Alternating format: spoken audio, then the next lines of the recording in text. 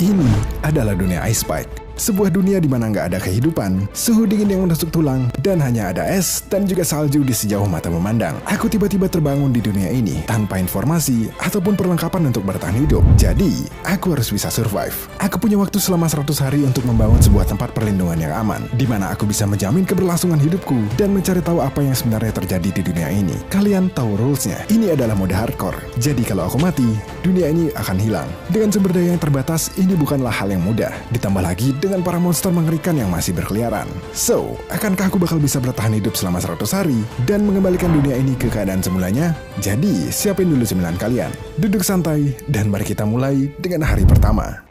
Aku spawn di sebuah tempat yang dingin banget. Semua yang bisa aku lihat hanyalah balok es dan juga salju. Aku nggak tahu kenapa aku bisa ada di sini dan apa yang terjadi dengan dunia ini. Tapi yang pasti, aku harus bisa survive. Aku mulai menjelajahi tempat ini untuk mencari sesuatu. Sesuatu yang mungkin bisa membantuku untuk bisa bertahan hidup. Enggak main-main, tempat ini benar-benar ditutupi dengan es beku. Semakin lama aku berjalan, aku semakin merasa kalau tempat ini kosong banget. Nggak ada kehidupan, nggak ada pohon, bahkan gras pun juga nggak tumbuh. Satu-satunya kehidupan yang bisa aku temukan di sini hanyalah kelinci putih ini. Woi, ayo sini. Iya, kayaknya mereka baru aja punah. Oh, hey, ada lagi. Sini lu, sini. Buset. Oke, ini mungkin satu-satunya sumber makanan kita bisa temukan di tempat ini. So, aku pun kembali melanjutkan eksplorasiku. Dan rasa-rasanya udah ada mungkin 1000-an blok aku tempuh. Tapi aku masih aja belum nemuin apa-apa di tempat ini. Dan aku juga nggak sadar kalau matahari pun sudah mulai terbenam. Yang itu artinya malam akan segera tiba. Tapi, malam hari di dunia ini ternyata indah banget. Segera setelah matahari menghilang, bulan pun akhirnya terbit. Ditemani juga dengan aurora yang menghiasi langit. Namun, kita pun juga harus masih tetap waspada di tempat ini. Sama seperti dunia Minecraft biasanya, semua monster yang bisa kalian bayangkan juga akan bebas berkeliaran di malam hari. Seekor zombie pun datang menghampiriku. Dan seperti biasanya, saat kita kill mereka ngedrop ini. Yep, rotten flesh. Karena saat ini kita juga nggak punya sumber makanan lain, jadi... ya, anggap aja ini sebagai keripik kentang. Aku pun kembali lanjut nyari tempat berlindung, sambil menghindari kontak mata dengan para preman kampung. Sampai suasana mencekam ini terhenti sejenak, saat aku melihat ada sebuah ruin nether portal di kejauhan. Aku pun bergegas langsung menuju ke sana. Tapi di dalam perjalanan, aku melihat sesuatu yang membuatku kembali merinding. What the heck, itu apaan?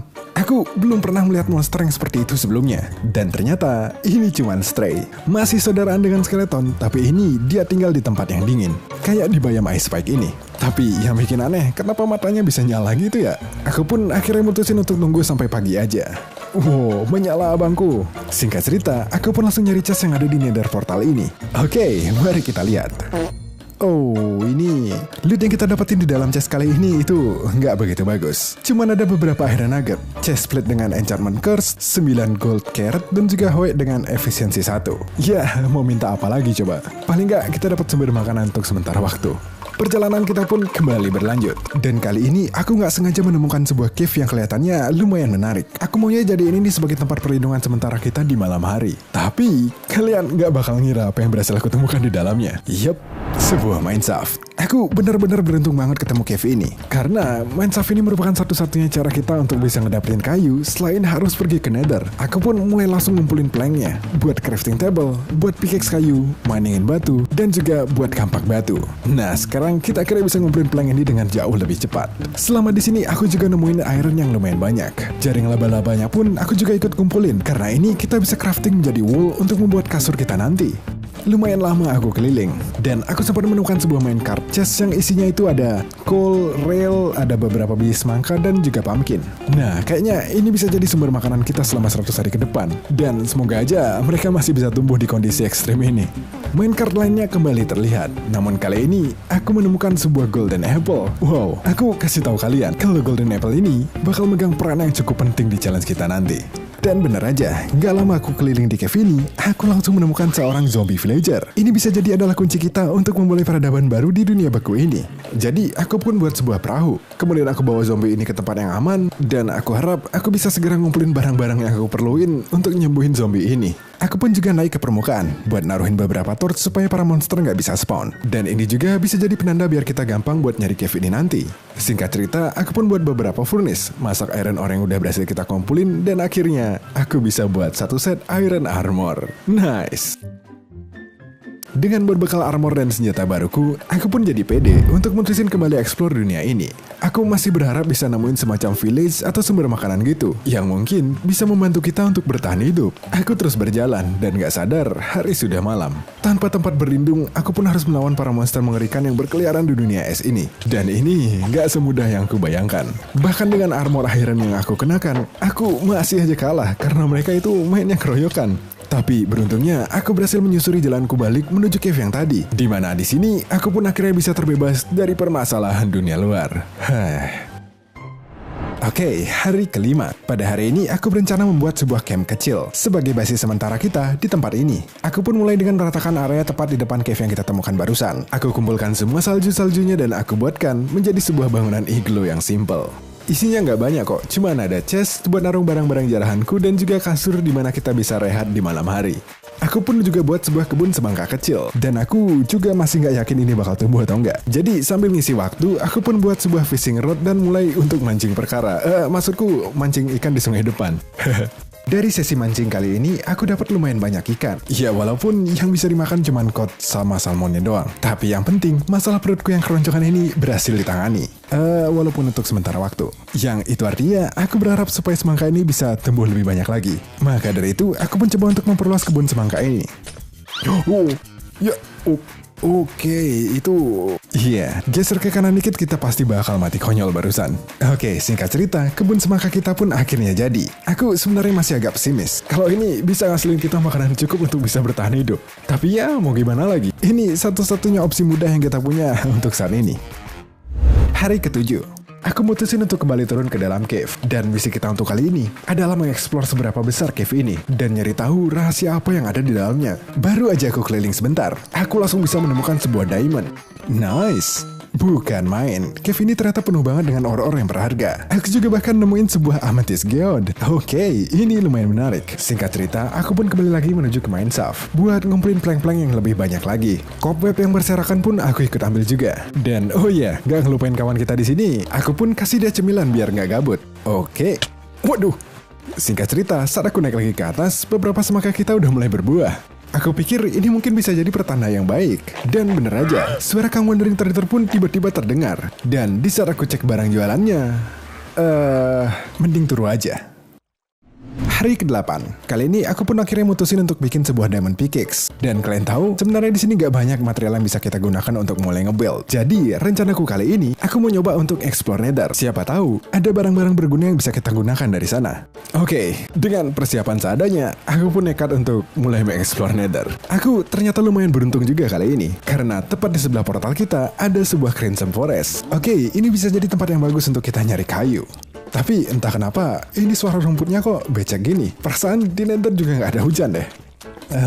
Entahlah. Singkat cerita, saat aku keliling di nether ini, aku juga ada nemu beberapa jamur. Dan ini adalah salah satu bahan krusial yang bakal kita butuhin dalam proses penyembuhan zombie villager nanti. Aku pun coba copet sebanyak yang bisa aku temukan. Ayo. No. Iya, para tahu terbang ini memang jadi momok yang menakutkan di awal-awal ini. Jadi, untuk sementara, kita hindari aja mereka dulu. Tapi, baru aja aku sebentar jalan, aku malah nemuin mob satu ini. Yup, seekor ayam. Mengingat di Overworld hampir semua binatang sudah pada punah, ngelihat mob satu ini udah berasa kayak ketemu teman lama. So, aku pun langsung membuatkan sebuah perahu. Dan untuk sementara, aku taruh dia di sini dulu, buat kita ajak pulang nanti. Singkat cerita, aku pun sampai di sebuah biome Soul Valley, di mana di sini terdapat banyak banget bone block yang kita bisa copet dengan gratis. Dan gak begitu jauh dari sana, aku pun juga menemukan sebuah bastion. Pada awalnya, aku ragu mau ngeluting harta di bastion ini. Tapi ya, dengan modal nekat dan sebuah perahu, pelan-pelan aku mulai dengan coba ngematiin brood piglin ini dulu. Wait, kalau misal kita... Yep, temennya pada ngamuk. Oke, noted. Kita nggak bisa ngebuk broodnya. Oke, bentar. Jalan tadi mana? No. So, yeah, dengan sisa setengah heart dan tanpa opsi healing satupun, aku pun mutusin untuk balik pulang ke rumah. Nggak boleh kena damage. Oke, jatuh seblok aku bisa mati nih. Sedikit lagi kita sampai portal. Oke, akhirnya kita sampai juga. Astaga, lega rasanya bisa makan semangka gini. Aku benar-benar beruntung bisa balik kali ini dengan selamat. Tapi aku juga masih harus bawa balik ayam yang kita temukan di nether barusan. Dan di saat yang sama, aku juga pengen banget buat ngeluting bastionnya. Jadi sebelum kita berangkat, aku pun mutusin untuk mancing ikan dulu. Ngumpulin semua makanan yang bisa aku temuin dan akhirnya kembali lagi ke nether. Oke, untuk bawa ayam ini, pertama-tama kita perlu singkirin si bocah piglinnya dulu. Sorry ya dek, mainanmu tak pinjam bentar. Oke, mari kita bawa pulang kawan kita ini ke rumah. Easy banget. Ya, itu yang aku bayangkan. No. Ini kenapa harus ada gas coba? Nope, nggak bisa lewat sini. Kita balik dulu. No. Teman baru kita ini sayangnya nggak berhasil untuk mencapai overworld. Dan semua ini berkat salahnya gas. Bola-bola terbangnya meledak. Astaga, oke. Ini salah satu alasan kenapa aku benci banget sama gas. Mereka itu tiba-tiba muncul entah dari mana dan... Oke, nggak mau lama-lama merenung. Aku pun langsung menuju ke bastion yang kita temukan di awal. Dan kali ini, aku punya plan untuk nge-clear area ini dengan menggunakan lava bucket. Ini bekerja dengan lancar banget. Aku pun jadinya dengan mudah ngelut semua chest yang ada di bastion ini. Aku dapat banyak banget gold, enchanted book, smithing template, dan bahkan nether wart untuk bikin potion pun aku dapetin juga di sini. Singkat cerita, setelah semua loot yang ada di bastion ini aku colong, aku pun balik lagi ke rumah. Dan inilah hasil jarahan yang berhasil aku kumpulkan. Ini itu termasuk lumayan banget buat bikin kita hidup makmur di dunia es yang beku ini. Dan sekarang, sepertinya sudah saatnya aku untuk pindah dari iglo kecil kita ini. Jadi, aku pun cari lokasi yang pas untuk membangun cikal bakal peradaban baru. Dan aku pikir, area di pinggir sungai beku ini jadi kandidat yang cocok untuk kita mulai. Aku pun mulai ngehancurin ice pack yang ada di area ini, supaya mempermudah kita dalam membangun. Alright, ini kelihatannya bagus.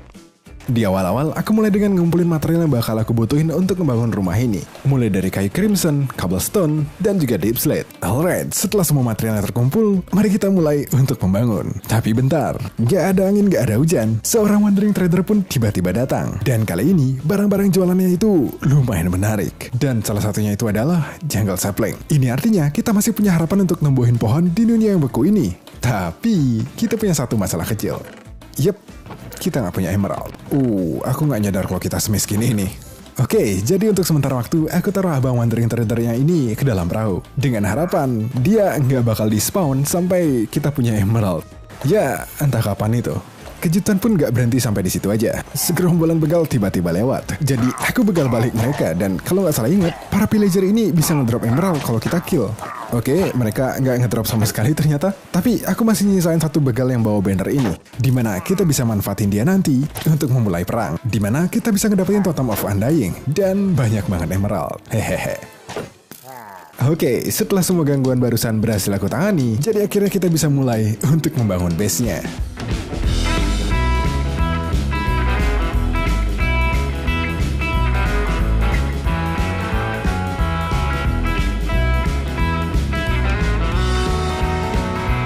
Base yang kita buat kali ini mungkin gak begitu besar, tapi harusnya base ini sudah cukup untuk melindungi kita dari kerasnya kehidupan di dunia es ini. Gak lupa, aku juga tanam semangka dan juga pumpkin sebagai sumber makanan kita di sini. Oh iya, berhubung kemarin kita juga sempat ketemu sama patroli pillager, aku pikir kayaknya ada sebuah pillager outpost juga di sekitar sini. Jadi aku pun coba ngecek area di sekitar baseku, dan gak lama kemudian aku menemukan ini.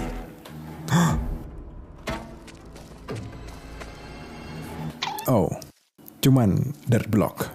Oke. Sumpah buang-buang waktu nyamperin ke sini. Ternyata cuman megang dirt block. Singkat cerita, aku pun kembali fokus buat nyari villager outpost-nya. Dan tanpa terasa, hari ternyata udah malam aja. Aku masih belum menemukan villager outpost ini. Tapi ya, mau gak mau, aku harus ninggalin pencarian ini. Entahlah, mungkin villager outpost ini masih terlalu jauh. Atau mungkin di sini emang sama sekali nggak ada villager outpost yang di-generate. Pagi harinya, aku kembali nemuin spider bau. Maksudku, lihat tuh, sampai berasap gitu. Singkat cerita, aku juga ada nemuin beberapa kelinci yang nyangkut di luar dinding gua. Karena kasihan, jadi aku selamatin mereka dan mutusin untuk bawa pulang. Aku juga sebenarnya punya rencana untuk bikinin mereka kandang khusus, tapi itu buat nanti aja. Karena sekarang kita punya misi baru. Kalian ingat dengan si Jono? Zombie villager yang kita temuin di cave di hari-hari pertama kemarin. Iya, kita bakal nyembuhin dia kali ini.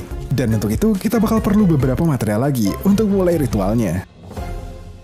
Aku pun langsung kembali menuju Nether, di mana tujuan kita kali ini adalah mencari Blaze Rod untuk kita buat menjadi brewing stand dan juga bahan bakarnya. Dan satu-satunya tempat kita bisa ngedapetin Blaze ini adalah di Fortress. Dan ya, Fortress itu ternyata nggak gampang buat dicari. Udah lumayan lama aku keliling di Nether, sampai-sampai aku ngedapetin achievement ini. Oh, ayolah. Semua bayam udah kita kunjungi, tapi Nether Fortress-nya masih belum ketemu juga. Dan bahkan, aku ada nemu sebuah bastion lagi. Jadi, aku pun coba looting tipis-tipis bastion ini. Rezeki masa ditolak. Aku pakai jalan pintas untuk langsung menuju chest yang ada di tengah. Dan dari sini, aku dapat banyak banget gold. Beberapa pedang, celana diamond, dan bahkan sebuah enchanted golden apple. Nice. Oh no. Wait, bentar. Waduh, ini nggak keburu. Dan ya, aku langsung makan karena hampir aja mati kelelep di lava. Iya, bahasan ini ternyata lumayan berbahaya. Ditambah lagi, ini juga bahkan bukan tujuan utamaku. Jadi, aku pun berhenti looting sebelum terlambat dan kembali lanjut untuk mencari fortressnya. Singkat cerita, setelah nggak begitu lama berjalan, aku akhirnya menemukan sebuah fortress yang kita cari-cari. Tanpa basa-basi lagi, aku pun langsung samperin para blaze yang sedang nyantui di sini. Tapi ya, prediksiku ternyata salah. Seranganku kali ini dibalas dengan perlawanan yang sangat sengit. Aku pun juga bahkan sempat hampir mati di sini. Bro. Oke, aku pun mutusin untuk balik lagi pulang. Tapi setelah dipikir-pikir, ini tuh jauh banget dari portal tempat kita datang. Sampai aku baru ingat, kalau kita bisa bikin sop jamur dengan menggunakan 2 jenis jamur yang tumbuh di nether ini. Jadi, aku pun ganti planku dan mutusin untuk berburu jamur di nether. Rencana ini ternyata nggak sia-sia. Sop jamur yang kita buat bisa langsung isi 3 hunger bar sekaligus. Tapi, cuma ada satu aja kekurangannya. Kita nggak bisa numpuk item ini jadi 1 slot. Jadi ya, mau nggak mau, aku harus nyiapin 4 slot khusus untuk sop jamur ini aja. Singkat cerita, aku pun kembali lagi ke fortress. Dengan berbekal sop jamur di inventoryku, aku pun jadi lebih confident dalam melawan para blaze. Wow, oke, kita dapat 11 blaze rod. Aku yakin ini harusnya udah cukup. Gak ada hal lain yang aku butuhin dari nether ini. Jadi aku pun mutusin untuk balik lagi ke rumah. Oke, inilah beberapa hal yang berhasil kita kumpulin dalam petualangan barusan. Aku pun langsung siapin bahan-bahan untuk bikin Potion of Weakness, dimana kita perlu bikin Fermented Spider Eye, yang bahannya itu ada Nether Wart, Spider Eye, dan juga Mushroom. Wait, bentar, bikin Fermented Spider Eye itu bukannya perlu... Oke, well, kita punya masalah baru kali ini. Aku benar-benar lupa kalau ini ternyata butuh sugar. Oke, ini harusnya bukanlah hal yang susah untuk dicari. Kecuali kita berada di dunia es, yang bahkan tanaman pun gak bisa tumbuh sama sekali. Oh ya ampun, semua usaha yang aku lakukan kali ini terasa sia-sia. Tapi, masih ada satu hal yang bisa kita lakukan buat nyari sugar. Dan yang bakal kita butuhin adalah orang satu ini. Witch punya kesempatan buat ngedrop sugar ketika kita kill. Jadi di malam harinya, aku pun bergadang untuk berburu si Witch ini. Tapi, perburuan kali ini ternyata nggak semudah yang aku bayangkan. Semalaman aku ngehadapin para monster, tapi masih nggak ketemu Witch-nya. Aku bahkan sempat keliling di dalam cave buat nyari Witch ini, tapi masih belum ketemu juga. Dan malah, aku menemukan sebuah wortel ketika aku nge-kill zombie tadi. Oke, ini lumayan, tapi tetap, hal yang kita cari-cari masih belum ketemu juga. Aku mutusin buat break sebentar dalam misi perburuan ini. Dan sebagai gantinya, aku isi waktuku untuk bikin sebuah kandang kelinci. Alright, mereka harusnya udah aman kalau misalnya aku taruh di sini. Nah, ketika aku membangun kandang kelinci ini barusan, aku tiba-tiba mendapatkan sebuah ide. Daripada kita buang-buang waktu keliling gak jelas buat ngeburu witch ini, kenapa kita nggak buat sebuah mob farm aja? Jadi, aku pun langsung buat sebuah tower setinggi 128 blok ke langit. Alasannya kenapa? Entahlah, aku pikir semakin tinggi mob farm ini, semakin banyak monster yang bakal spawn. Oke, singkat cerita, mob farmnya pun akhirnya jadi. Aku mulai ngegabukin para monster yang jatuh di mob farm ini. Dan gak butuh waktu yang lama, witch pun akhirnya muncul. Oh, ayolah. Buat ngedapetin witch yang bisa ngedrop sugar itu ternyata nggak semudah yang aku prediksi. Mungkin udah ada setengah jaman aku habisin buat ngegebukin mereka. 1 sugar pun nggak berhasil aku dapetin. Oh wait, ini apa? Oh, glowstone. Setelah ngabisin waktu lama di sini, aku malah dapat orang ini. Yap, ya ampun, ini kenapa buat nyari gula aja susah bener ya?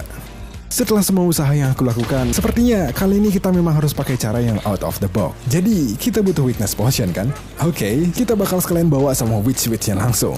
Ini agak beresiko, tapi mau gimana lagi? Aku udah ngabisin waktu berhari-hari buat nungguin witch supaya spawn, tapi ujung-ujungnya nggak ngedrop sugar. Waktu kita juga sudah semakin menipis by the way. Nah, sekarang kita tinggal bawa zombie villager ini ke permukaan. Kemudian taruh dia tempat di depan si witch. Dan jangan lupa ngasih naungan di atas zombie villager ini supaya dia nggak kebakar saat kena matahari nanti. Oke, sekarang tinggal bagian menegangkannya. Aku harus bikin si witch ini ngelempar potion of weakness ke zombie villagernya. Dan seperti yang kalian lihat, ini gak gampang sama sekali. Dari beberapa kali percobaan, aku bahkan hampir aja mati. Tapi setelah beberapa saat kemudian... Wait, itu weakness? Ya ampun. Oh, yes, akhirnya. Setelah proses yang lumayan menegangkan, aku pun langsung buat sebuah ruangan di sekitar zombie ini sebagai pengamanan. Dan gak lama kemudian, kita akhirnya kedatangan teman baru. Say hello ke Jono. Alright, aku biarkan si Jono beristirahat dulu. Aku juga berikan dia beberapa sisa makanan yang aku punya. Dan biar dia gak gabut, aku langsung berikan dia pekerjaan sebagai seorang Fletcher. kita masih punya satu lagi zombie villager di atas sana yang bisa kita sembuhin buat nemenin si Jono. Namun untuk saat ini kita masih nggak punya golden apple. Tapi itu kita cari solusinya nanti aja. Dan oh ya, sibuk ngurusin villager aku jadi lupa ngasih makan kelinci-kelinciku ini. Wait, 1, 2, 3, 4. Satu itu kabur deh. Wait, kok bisa? Aku gak punya banyak hal yang pengen aku lakuin untuk saat ini. Jadi beberapa hari ini, aku habisin waktuku buat berkebun kentang dan juga wortel. Tapi seketika, aku baru ngeh, kenapa kita harus jadiin si Jono sebagai Fletcher? Kan di sini juga gak ada pohon. Nah, kenapa kita gak jadiin dia sebagai farmer aja? Dimana kita bisa menjual wortel-wortel kita ini menjadi emerald. Dan bahkan, coba lihat ini. Yup, apel. Nah, dengan ini, kita jadinya punya kesempatan lagi buat nyembuhin zombie villager. Tapi sebelum kita kedatangan tambahan villager, aku mau membuat rumah yang lebih besar untuk menampung si Jono dan juga teman-temannya nanti. Maksudku, lihatlah, aku nggak yakin kalau gubuk kecil ini bakal cukup untuk mereka. Jadi, aku pun kembali ke Nether, nebangin pohon-pohon crimson, balik lagi ke Overworld buat dipalak sama preman kampung, lanjut ngumpulin beberapa batu, dan terakhir ngeratain lokasi proyek. Oke, sekarang mari kita buat rumah untuk si Jono.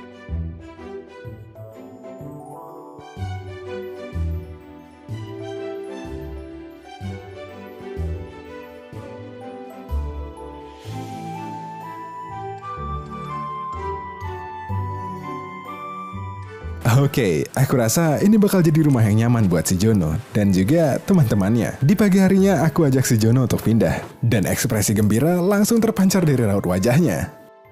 Oke John, welcome ke rumah barumu. Di sini kamu bisa bebas ngelakuin apapun. Wait, masih ada yang kurang kawan? Lihat, ini rumah yang luas. Kamu bahkan bisa bikin farm melon di sini. I see. Kamu masih butuh teman. Iya, apa gunanya rumah seluas ini kalau nggak ada seseorang untuk berbagi? Oke, kamu tunggu di sini. Aku mungkin bakal bawa seseorang untuk menemanimu kali ini.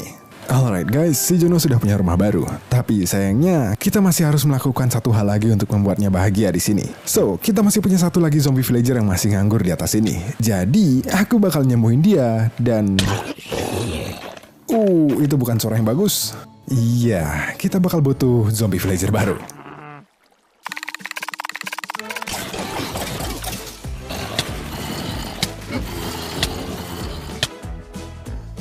Alright, kita berhasil ngedapetin zombie villagernya dan gak hanya satu, tapi dua sekaligus. Plus, aku juga dapat sugar saat aku nyari kedua zombie ini. Why, kenapa tadi gak bisa segampang ini?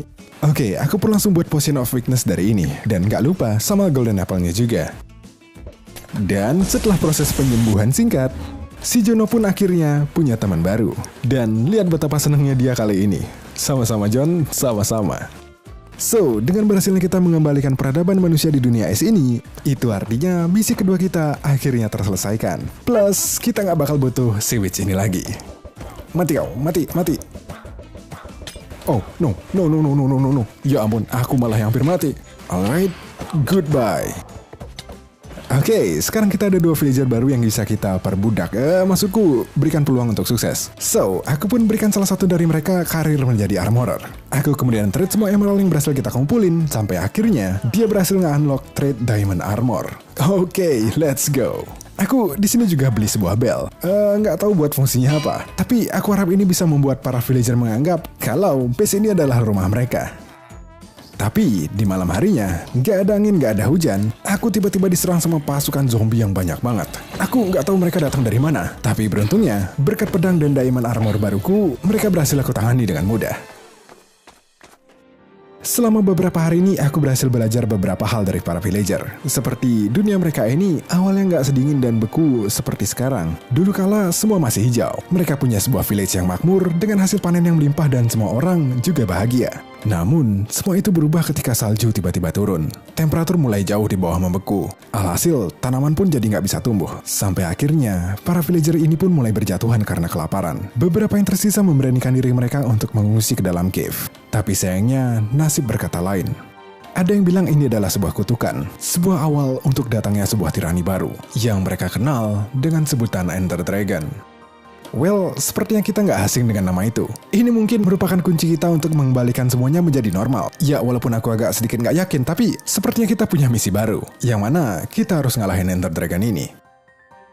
So, untuk menghadapi pertarungan ini, aku perlu mempersiapkan beberapa hal. Dimana aku bakal mulai dengan mengenchant semua tools dan armor yang aku punya ini menjadi lebih OP. Nah, untuk membuat setup enchanting ini, sayangnya kita bakal butuh banyak banget buku. Dan satu-satunya tempat kita bisa ngedapetin buku sebanyak itu di dunia ini adalah cuman di Stronghold, yang mana kita masih belum tahu lokasinya. Nah, untuk bisa menemukan Stronghold ini, kita bakal butuh beberapa hal. Dimulai dari ngumpulin beberapa Ender Eye, dan mungkin sedikit lagi Blaze Rod bisa membantu. Alright, sekarang kita ubah Blaze Rod ini menjadi Blaze Powder, kemudian kita gabungkan ini dengan Ender Eye, dan jadilah dia sebuah Eye of Ender. Eye of Ender ini akan menuntun kita menuju lokasi Stronghold terdekat. Perjalanan kita juga bakal panjang kali ini. Tapi semua itu nggak kerasa karena pemandangan yang kita lewati kali ini itu indah banget. Aku belum pernah ngeliat World Generation se-epic ini. Aku juga bahkan sempat ketipu kalau aku kira struktur S ini adalah sebuah dungeon gitu. Aku benar-benar nggak pernah lihat sesuatu seperti ini di vanilla Minecraft sebelumnya. Singkat cerita, aku pun akhirnya sampai di lokasi Stronghold yang kita cari-cari.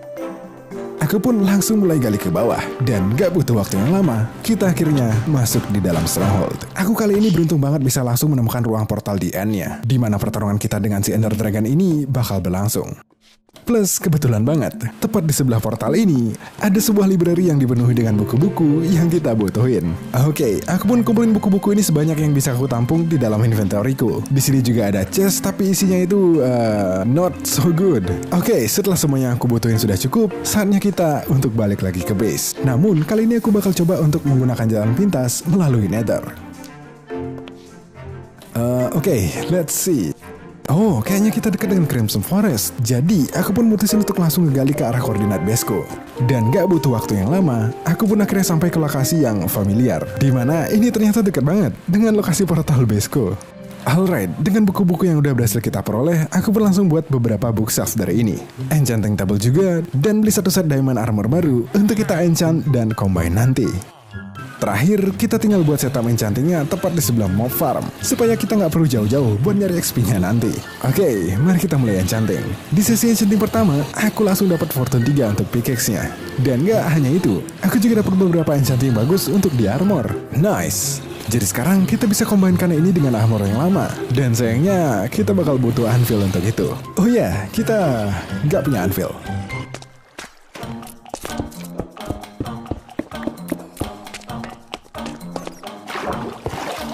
Oh no. Oh my god, ya ampun. Waduh, itu tadi apaan coba? Entah apa yang terjadi barusan. Aku tiba-tiba hampir aja mati. Sumpah ini unlucky banget. Mulai dari aku nggak sengaja loncat, jatuh dari ketinggian, kemudian ada creeper dan anehnya itu kenapa aku masih bisa hidup?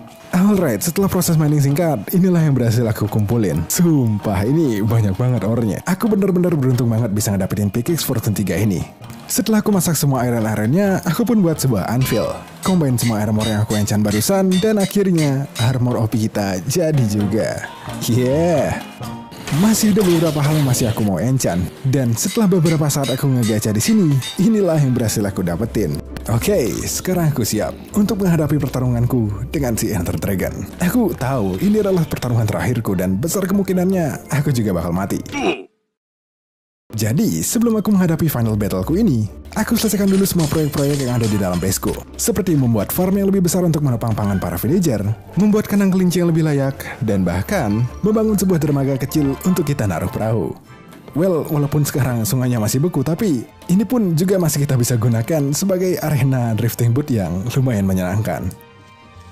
Alright, aku pikir aku udah ngelakuin semua hal yang perlu aku lakuin untuk base ini. Dan sekarang, aku pun akhirnya sudah siap. Siap untuk mengalahkan Ender Dragon, dan juga mematahkan kutukannya kepada dunia ini. Hari ke-98 pun tiba, di mana aku berjalan kembali menuju Stronghold yang kita temukan kemarin. Dan kali ini, aku akhirnya membuka jalan portal kita menuju dimensi End. Alright, mari kita lakukan ini.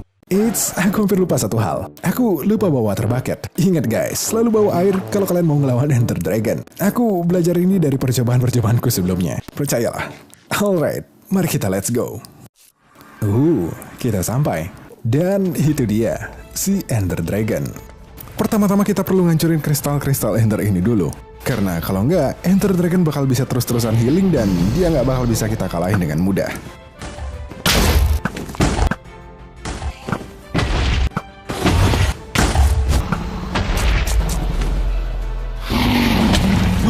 ampun. Astaga, isi lag segala coba. Alright, pertarungan kita dengan Ender Dragon ini pun dimulai.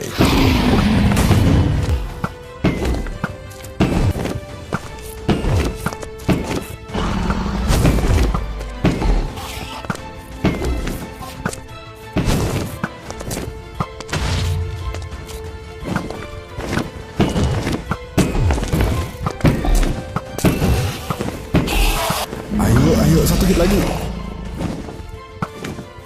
Yes. Akhirnya, Ender Dragon berhasil dikalahkan. Dengan matinya Ender Dragon ini, aku berharap dunia Minecraft kita bisa kembali ke keadaan semula.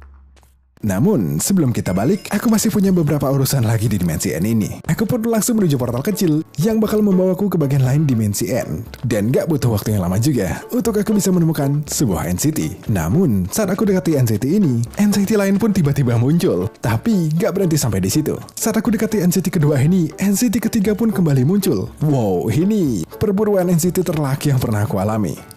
Oke, aku pun langsung masuk ke NCT-nya, ngalahin para sulker yang banyak banget, ngeluting beberapa chest dan akhirnya berhasil ngedapetin sebuah Elytra. Nice. Sebelum balik, aku sempetin ngeluting beberapa NCT yang aku temukan di sepanjang jalan. Dan aku pun berakhir dengan 3 buah Elytra. Oke, ini kita punya stok yang banyak untuk perjalanan pulang. Aku pun kembali lagi balik ke pulau utama. Gak lupa nyolong telur Ender Dragon, dan setelah semua urusanku di sini selesai, aku pun akhirnya pulang ke Overworld. Gak sabar rasanya mau ngeliat kutukan ini terpatahkan. Dan saat aku tiba di Overworld, ternyata semua masih sama.